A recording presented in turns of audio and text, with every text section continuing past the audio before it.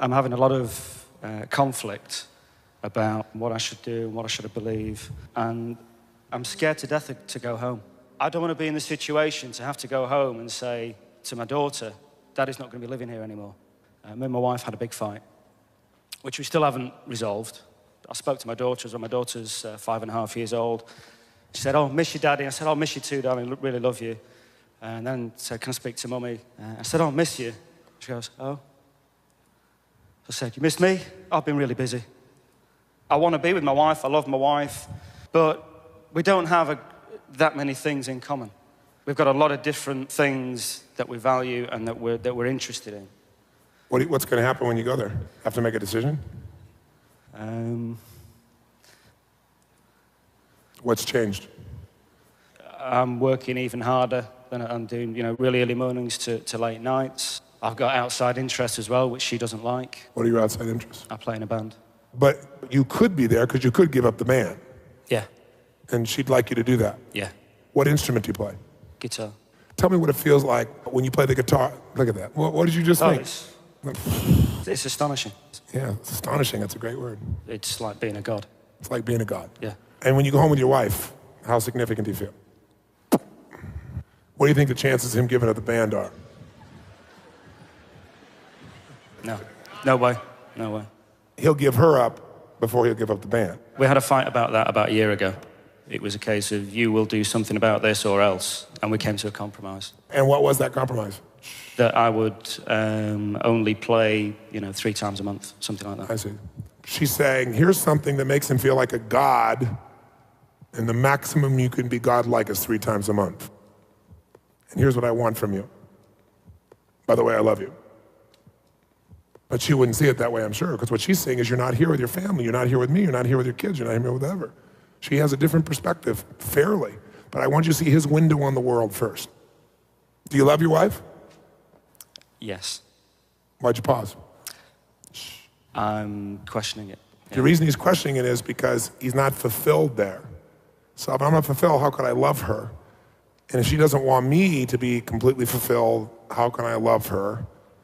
And even if I love her, I don't want to believe I love her because then I'm trapped.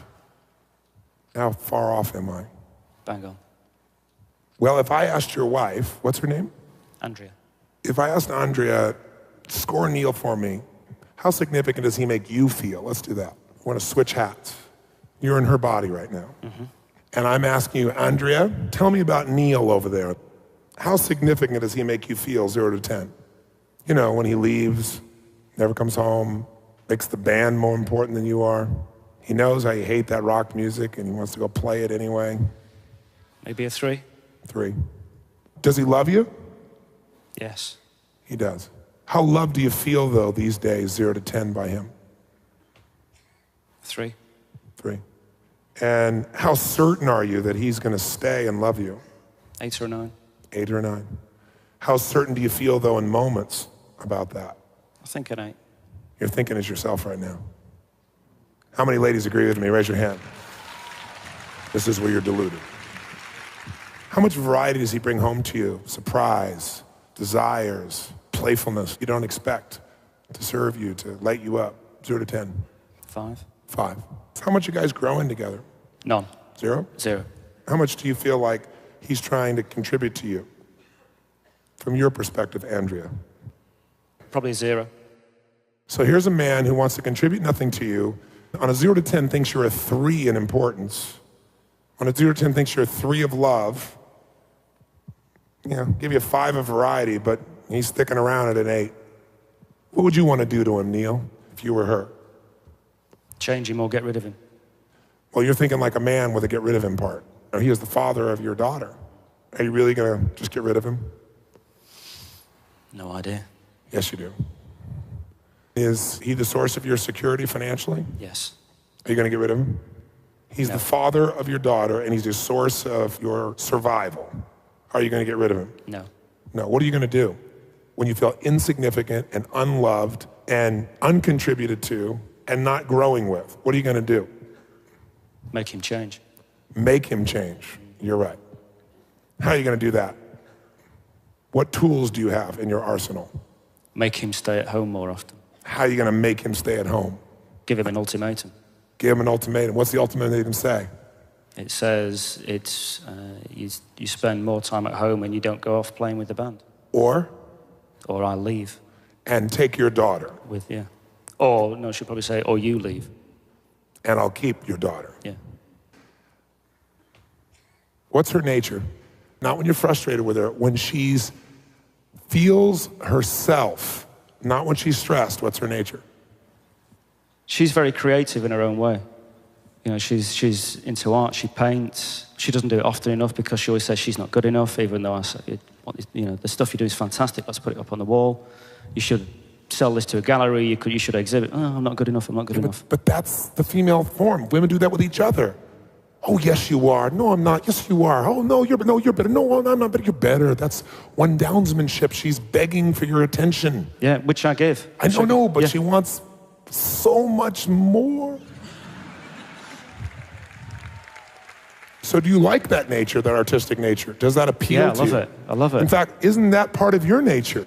If she follows it, but she represses it on herself. No, she's begging for you to be her man and show her the artist inside. She's begging for that.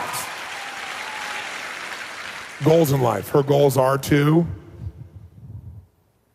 No idea. I've no idea what her goals are. So you can't leave. You have no clue. You've been too focused on yourself, even though you're a good man. Until you've gone and given everything you have as a man to fill up those 6 needs with her at 10s, you can't walk away. Because you haven't done what's necessary, and you know it. That's why you're on the fence. Because if you'd really done everything, you would have left, because you're a smart man and you're a strong man. What does it take for her to feel loved? What is she really after in this life? You fill her up so much that she wants to give to you now, and she says, honey, go to the band, go do it twice a week. But you won't know until you give completely and totally. No holds barred. That woman needs to be lit up, and even if she wasn't the right woman for you, the next 90 days should be the greatest 90 days of her life, where never has a man given her more attention and focus and caring and love. And you tell her after those 90 days, this is what I need, honey. Can we make this work? And you'll know the truth at that point. What do you think? Fantastic plan. But first, fill her up like she's never been filled up, then decide. Give him a hand. Like I was very low on the list of priorities. Even though I would never admit that. But now it's completely switched around. So I just think it's amazing. We have a winner.